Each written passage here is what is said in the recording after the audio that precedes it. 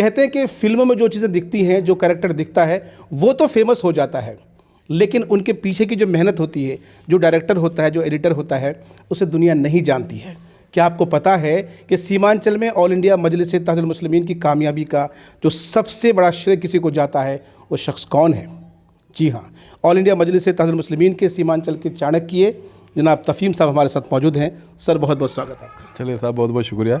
लेकिन मैं आपको ज़रा सा करेक्ट करना चाहूँगा यहाँ पे कि सबसे बड़ी जीत का सेहरा जो है मेरे सर पे बिल्कुल भी नहीं है। मैं समझता हूँ कि यहाँ की जनता ने जो एक्सपेरिमेंट किया है पिछले 75 ईयर्स से दूसरे पॉलिटिकल पार्टीज़ को, उनको एक अल्टरनेटिव मिला। हालांकि ये अल्टरनेटिव पिछले 5 साल पहले भी आया था, लेकिन जाहिर सी बात है लोगों को जज करने में, एतबार करने में और हमको काम करने में एक वक्त तो चाहिए होता है। और इस 5 सालों में जो हम लोगों ने काम किया और इलेक्शन में को जिस तरह से हम लोगों ने एक स्ट्रेटेजिकली जिस तरह बेहतर से लड़ा जा सकता था वो लड़ा है, और लोगों को ये यकीन दिलाने में हम लोग कामयाब हुए हैं। चलिए, मैं ज़रा आपको रोकना चाहूँगा यहाँ पर। जाहिर है ये आपका बड़प्पन है कि यकीनन, और ये सच भी है कि अवाम का बहुत बड़ा रोल रहा है। आप में से बेशतर लोग नहीं जानते होंगे कि साहब तफ़हीम साहब कौन हैं। मैं आपको बता देना चाहता हूं कि मजलिस इत्तेहादुल मुस्लिमीन के प्रदेश अध्यक्ष अख्तरुल ईमान साहब के भाई हैं, और आप सबको पता है कि चुनाव के दौरान टिकटों के बंटवारों के लेकर के बहुत तरह की बातें हुई थी, और किस तरह से टिकटों का बंटवारा हुआ, किस तरह से मैनेजमेंट को इन्होंने देखा, और परिणाम आपके सामने के साहब जिन जिन को टिकट दिया गया लगभग लोग कामयाब हुए।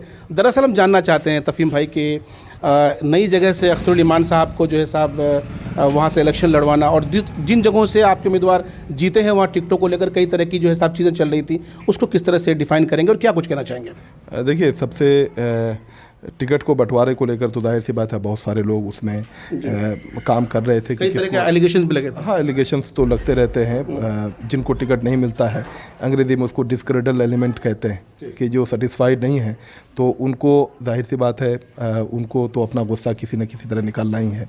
लेकिन जो आप कह रहे थे यहाँ पे इलेक्शन लड़ने के बारे में कि एक बाहर से कैंडिडेट को आकर के यहाँ पे अमूर बैसा में किस तरह से हम लोगों ने यहाँ पे इलेक्शन लड़ा है, एक्चुअली ये बाहरी वाला जो मुद्दा था, ये विपक्ष का बड़ा मुद्दा था। विपक्ष का मुद्दा नहीं था, मतलब कि विपक्ष का मुद्दा था लेकिन वोटरों का मुद्दा नहीं था, ठीक है ना। और विपक्ष के भी वो 1-2 एलिमेंट्स थे जिनको ऐसा लगता था कि MIM के सहारे जो है हम इलेक्शन जीत जाएं।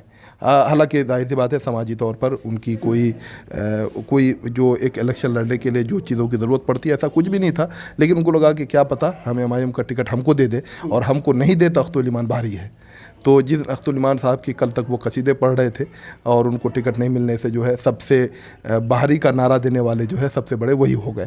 तो खैर ये पॉलिटिक्स में होता रहता है, लेकिन सबसे बड़ी बात यह है कि यहाँ के लोगों ने जितनी ये आपको पता है कि यहाँ से एक बड़ी तादाद में जो है लोग जो है लेने के लिए अख्तरुल ईमान साहब को हमारे घर पहुँचे थे, किशनगंज पहुँचे थे। लेकिन यहाँ रुकना चाहूँगा आपको, कुछ लोग ये भी कहते हैं कि दरअसल अख्तरुल ईमान साहब को यहाँ इंट्रोड्यूस कराने से पहले पिछले 2 साल से तफ़हीम साहब और उनकी टीम मुसलसल मेहनत कर रही थी। सच्चाई क्या है? देखिए, इसमें एक्चुअली में हम लोगों ने क्या किया था कि जब लोग पहले जो है इंडिविजुअली काफ़ी सारे लोग जो है यहाँ के बहुत ही समाजी तौर पर, सियासी तौर पर, तालीमी तौर पर जो लोग काफ़ी पढ़े लिखे समझदार किस्म के लोग थे, ये हमारे घर आ रहे थे कि अख्तरुल ईमान साहब को जो है इलेक्शन अमूर बैसा से लड़ना चाहिए। तो अख्तरुल ईमान साहब ने सबसे मशवरा किया, तो मुझसे भी पूछा कि भाई क्या किया जाना चाहिए। तो हम लोगों ने कहा कि साहब बिना फैक्ट्स के, बिना डाटा के कोई भी मशवरा देना बहुत मुश्किल है। तो हम लोगों ने फिर जो है एक सर्वे की टीम को हम लोगों ने जो है कांटेक्ट किया, और हम लोगों ने सबसे पहले यहाँ पे सर्वे करने की कोशिश की और लोगों का रुझान जानने की कोशिश की। तो अल्हम्दुलिल्लाह उस सर्वे में हम लोगों ने ये देखा कि जो किसी भी गांव और किसी भी पंचायत के जो लोग डिसाइड करते हैं चीज़ों को, जो लोग मोटिवेट करते हैं वोटर्स को, उन तमाम लोगों तक हमने पहुंचने की कोशिश की। और उसमें हमने देखा कि मस्तान साहब को सिर्फ 25% से भी कम सर्वे के हिसाब से, और इनको जो है हमारे सबा ज़फ़र साहब को 19% से भी कम, और अख्तरुल ईमान साहब को अकेले जो है 51% लोगों ने जो कहा कि साहब इनको अगर ये विधानसभा इलेक्शन लड़ते हैं तो बड़े मार्जिन से जीत होगी। तो हम लोगों के पास कुछ डाटाज थे, और जो लोगों का जो एक शक था वो मोहब्बत, मैं ये कहूँगा, मैं शक भी नहीं कहूँगा कि लोग अख्तुल ईमान साहब से बहुत मोहब्बत करते हैं, और उस मोहब्बत में उन्होंने कहा कि साहब अख्तुल ईमान साहब को तफ़हीमुर रहमान और उनके जो है दोस्त लोग ज़बरदस्ती इलेक्शन लड़ाने के लिए ले जा रहे हैं और उनको हरा देंगे। तो खैर ये मैं उनकी बातों को बुरा नहीं मानता हूँ। वो लोग जो है मोहब्बत में ऐसा कह रहे थे, लेकिन जाहिर सी बात है जब यहाँ पे फैक्ट्स को हम लोगों ने देखा, यहाँ पे ज़मीन पे आकर रिसर्च किया, लोगों से बात की, तो एक ज़बरदस्त जोश था अख्तुल ईमान साहब के लिए। तो हम लोगों ने उन चीज़ को इनकैश करने की कोशिश की, लोगों से बात की। चलिए, कहीं ना कहीं अब आप इलेक्शन जीत गए हैं, अवाम की उम्मीदों पर कितने खड़े उतरेंगे? क्या लगता है कि 5 साल में सारे मसाइल हल हो सकते हैं? देखिए, सारे मसाइल हल करना जो है जाहिर उम्मीदों पे उतरेंगे, उम्मीद पे बिल्कुल उतरेंगे। और सबसे बड़ी बात यह है कि हम लोग कोशिश ये करने जा रहे हैं कि किस तरह से आवाम की जो मसाइल हैं उन मसाइल की प्रायोरिटाइज़ कैसे किया जाए, है ना। तो हम जो एक्सपर्ट्स लोगों की टीम बनाने जा रहे हैं एजुकेशन के फील्ड में काम करने के लिए, जो अपने इलाके के और बाहर के लोगों से, अभी शाह कामरानुर रहमान भाई हैं हमारे लंदन में, हमारे दोस्त हैं, उनसे भी बात हो रही थी हमारी कल, कि किस तरह से हम लोग जो है जो एजुकेशन के जो एक्सपर्ट लोग हैं उनका कैसे जो है हमारे साथ कोलैबोरेशन हो, और किस तरह से हम लोग जो गवर्नमेंट का जो गिवन इंफ्रास्ट्रक्चर है उस इंफ्रास्ट्रक्चर का ऑप्टिमम यूज़ हम लोग कैसे कर पाएंगे। क्या हम लोग जो है किसी प्राइवेट पार्टनरशिप से या के एनजीओज़ की मदद से क्या उन स्कूलों में शाम को हम लोग जो है कोई ट्रेनिंग सेंटर या कि कोचिंग टाइप की कोई चीज़ चला सकते हैं कि सुबह जो है वो बच्चा उसी स्कूल में पढ़ रहा है और शाम में जो है फिर हम उनको ट्रेनिंग दे रहे हैं, कोई स्किल सिखा रहे हैं, कंप्यूटर सिखा रहे हैं। तो इस तरह की चीज़ें जो है कहीं ना कहीं अमूर के लिए बहुत कुछ है आपके जहन में, प्लानिंग काफ़ी सारा है, क्योंकि बहादुरगंज का आपको प्रभारी बनाया गया और जिस वक्त टिकट का बंटवारा हो रहा था, जिस शख्स को टिकट दिया गया, जिन्हें टिकट नहीं दिया गया, जो सबसे प्रबल दावेदार थे, उनके तरफ से कई तरह के एलिगेशंस लगाए गए, कई तरह के एलिगेशंस ये भी लगाए गए कि कहीं ना कहीं आपने टिकट को बेच दिया।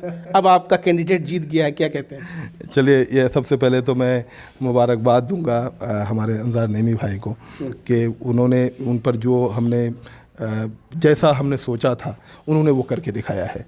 देखिए, इलेक्शन जो है ना एक बहुत ही आपको right decision at the right time लेना होता है ना। और जो है हम लोग ये देख पा रहे थे कहीं ना कहीं, लेकिन जिस तरह से हवा थी मुसव्विर साहब की, ऐसे में अंजार नईमी साहब जिन्होंने आरजेडी के टिकट से 5-7 हज़ार वोट लेकर के आए थे, वो ऐसे शख्स को टिकट आपने दिया, अपने आप में एक चैलेंज नहीं था आपके लिए? देखिए, जिस हवा की आप बात कर रहे हैं, मेरे ख्याल से जो एक बहुत ही कमज़ोर गुब्बारा था वो, बहुत ही कमज़ोर। जब हम लोगों ने ज़मीन पे जाकर के लोगों से बात की और हमने पूरे विधानसभा में जो है बहादुरगंज के विधानसभा में 30 इंडिपेंडेंट ऑब्जर्वर्स हमने रखे थे जो किसी से किसी भी की तरफ इंक्लाइन नहीं थे और बहुत ही ईमानदारी से मुझे वो रिपोर्ट कर रहे थे कि साहब किनको टिकट दिया जाना चाहिए, है ना। तो उन लोगों का फीडबैक था हमारे पास। उसके अलावा हमने जो है एक फॉर्म भरवाया था, तो फॉर्म भरवाया था कि भाई आपके पास कितने मुखिया आपकी तरफ हैं, कितने सरपंच आपकी तरफ है, कितने वार्ड मेंबर्स आपकी तरफ हैं। ये कैंडिडेट से भरवाया? ये कैंडिडेट से हमने भरवाया था और उनकी हमने क्रॉस चेक करवाई कि भाई ये जो भर के दिया है कि ये हमारा है, ये उनका है या नहीं है। तो पता चला कि उसमें जैसे जो है सबसे ज़्यादा जो इंफॉर्मेशन फैक्ट्स की बुनियाद पे जिन्होंने प्रोवाइड कराए थे वो अंजार नईमी साहब थे कि साहब इतने लोगों ने कहा कि हम आपके साथ हैं, और मेरे ख्याल से 5-10% का एरर निकला उसमें और बाकी लोगों का 50% 70% एरर था, अपने से लिख करके साइन कर दिया। तो जाहिर सी बात है कि जब आप किसी पार्टी में टिकट लेने जा रहे हैं और एक झूठ का पुलंदा बांध करके लेके जा रहे हैं तो इससे पता चल पाता है कि भाई आप ज़मीन पर कितना काम कर रहे हैं। नंबर 1। नंबर 2 ये कि बहादुरगंज में एक बड़ी आसानी रही हमको, वो ये कि एक बात तो ये आ रही थी कि भाई ज़मीन से जुड़ा हुआ नेता नहीं, कोई भी नहीं था। जितने भी हमारे कैंडिडेट थे सब लोग इलेक्शन के टाइम में ही उठे थे। कोई आदमी ये नहीं कह सकता था कि हम लोग ने 5 साल से मेहनत की है और हमको कैंडिडेट नहीं बनाया गया, है ना। और जो इस टाइम में जो 2-3 महीने में जो लोग एक्टिव हुए तो लोगों ने ये जज किया कि साहब अंजार नईमी जो है पार्टी का जो मिजाज है कि यहाँ पे शरीफ लोग काम करेंगे, लोगों से बात तमीज़ से करेंगे, लोगों ने इसको जो है ये कनेक्ट कर पाए। अंजार नईमी साहब का जो स्वभाव है लोगों से बात करने का, बहुत ही सॉफ्ट स्पोकन और बहुत ही इंसान दोस्त आदमी रहे, तो लोगों को अंजार नईमी साहब को जो है इसका बड़ा बेनिफिट मिला। चलिए, ये तो रही बहादुरगंज की बात, लेकिन सबसे ज़्यादा क्रूशियल जो देखा गया वो जोकीहाट विधानसभा, वहाँ पर किसी को टिकट कंफर्म हो जाता है, फिर सियासी गलियारों में ये चर्चा है, सूत्रों के हवाले से कहा यह जा रहा है कि अगर शाहनवाज साहब को टिकट दिया गया तो वो सिर्फ़ और सिर्फ तफ़हीम साहब की जो है साहब ज़िद और एक रिजिड हो जाने की वजह से टिकट दिया गया, क्या है जरा मामला बताएं प्लीज़। देखिए कभी कभी जो है आपको मतलब कि ज़िद्दी बनना पड़ता है ना, कभी कभी बहुत ज़रूरी हो जाता है, क्योंकि हम जो है पिछले 3-4 महीने से यहाँ पे काम कर रहे थे इसमें अमोर में, और पिछले 1.5 महीना से तो मैं यहाँ पे घर लेकर के बाज़ाब्ता यहाँ पे हूँ, घर नहीं गया हूँ अब तक। तो यहाँ पे हम सिचुएशंस जो देख जाएंगे या यहीं रहेंगे 5 साल? देखिए 5 साल क्यों, अब तो ये अपना घर है, अपना घर है, अपना घर है, छोड़ने वाले नहीं अब। नहीं बिल्कुल छोड़ने वाले नहीं हैं हम।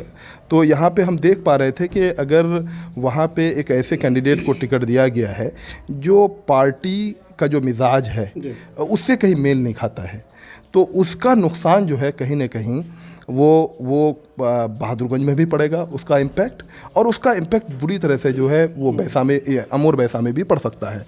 तो हम लोगों ने जो है सदर साहब से बात की, बिहार सदर साहब काफ़ी बिजी थे, और दूसरी बात चूँकि वो इलेक्शन लड़ रहे थे तो टिकट बंटवारे में जो है हमारे सदर साहब का रोल जो है नहीं के बराबर था। उन्होंने कहा कि साहब चूँकि मैं इलेक्शन लड़ रहा हूँ तो ये जिम्मेदारी जो है पूरी कमेटी को दिया जाए, तो कमेटी ने बहुत ईमानदारी से काम किया। अब जाहिर सी बात है जब इंसान काम करता है, कई तरह के आरोप लगे आपकी कमेटी पर, कई लोगों पर लगे आरोप। देखिए बात यह है कि जब इंसान है तो इंसान से गलती होती है। विजुअल्स भी आए ना, कुछ वीडियोस भी आए, और जिन साहब का आप जिन बात कर रहे हैं कि साहब उनका मिजाज नहीं मिलता है, उन साहब ने तो ये भी कहा कि हमने ओवैसी साहब को इतने का जो है चेक दे दिया, इस तरह का आरोप भी लगे। देखिए सुनिए, मेरे ख्याल से जो है उस साहब के अगर वीडियो देखें आप तो उन्होंने पूरा ये कहा कि साहब हमने हेलीकॉप्टर के प्रोग्राम का पैसा दिया था, ठीक है ना। अब जाहिर सी बात है, अब हेलीकॉप्टर ओवैसी साहब का अपना हेलीकॉप्टर तो नहीं है, या किसी का भी हेलीकॉप्टर अपना नहीं है। आप अगर किसी नेता को अपने यहाँ पे प्रोग्राम करना चाह रहे हैं, इसलिए बैंक से बाईसी के शाहनवाज साहब पूर्णिया जिला के अध्यक्ष हुआ करते थे, उन्होंने भी आरोप लगाया कि साहब हमने फला साहब के जरिए पैसे भिजवाए।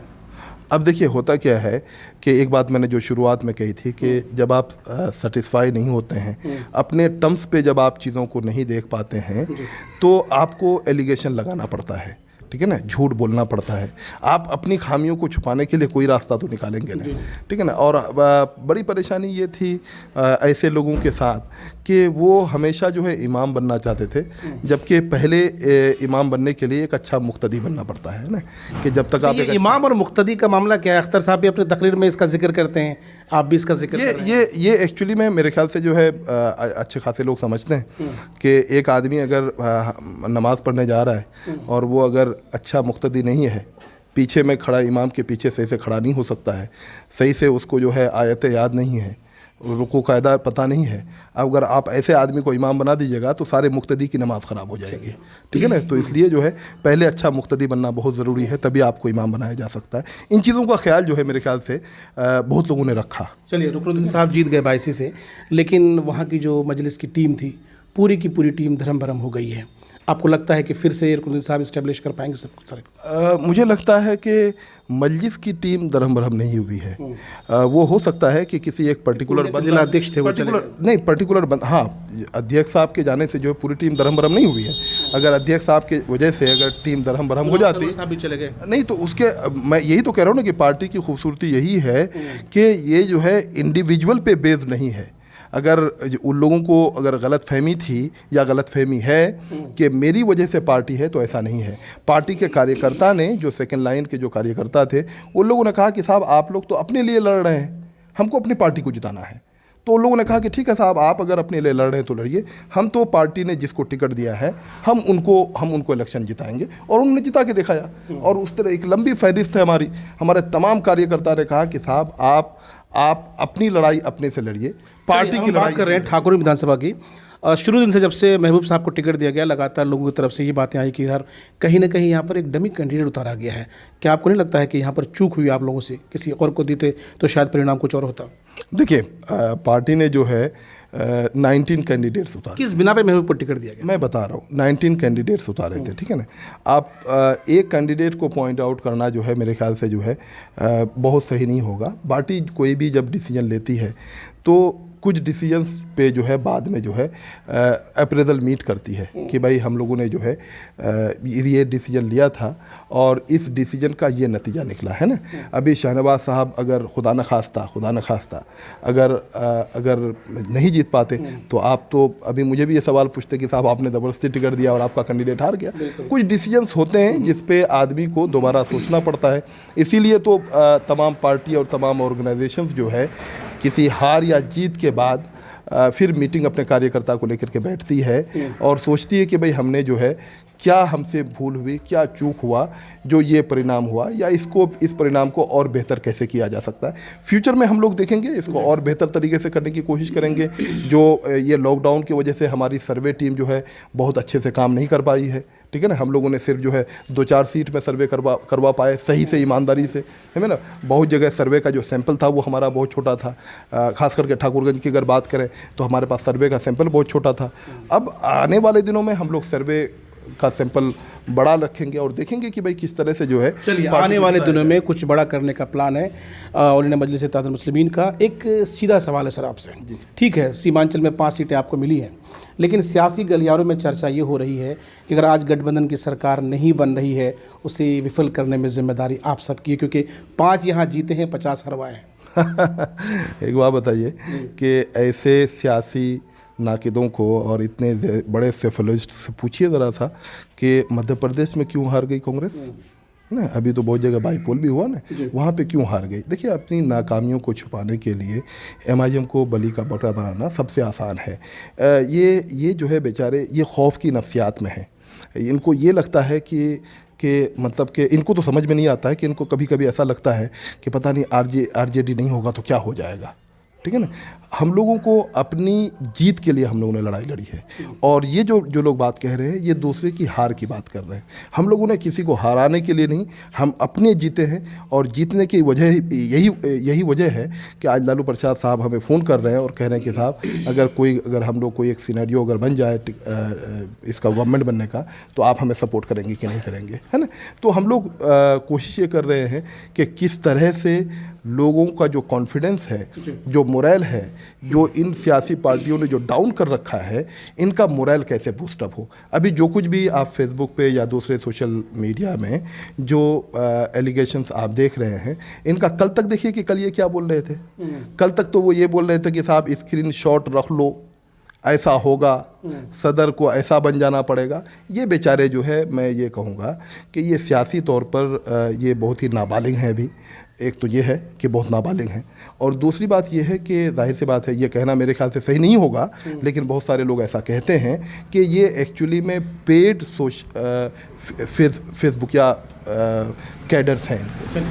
5 सीटें जी 5 सीटें ऑल इंडिया मजलिस इत्तेहादुल मुस्लिमीन को मिली है, और न सिर्फ बिहार बल्कि पूरे देश की नज़र सीमांचल पर है, ओवैसी साहब पर है।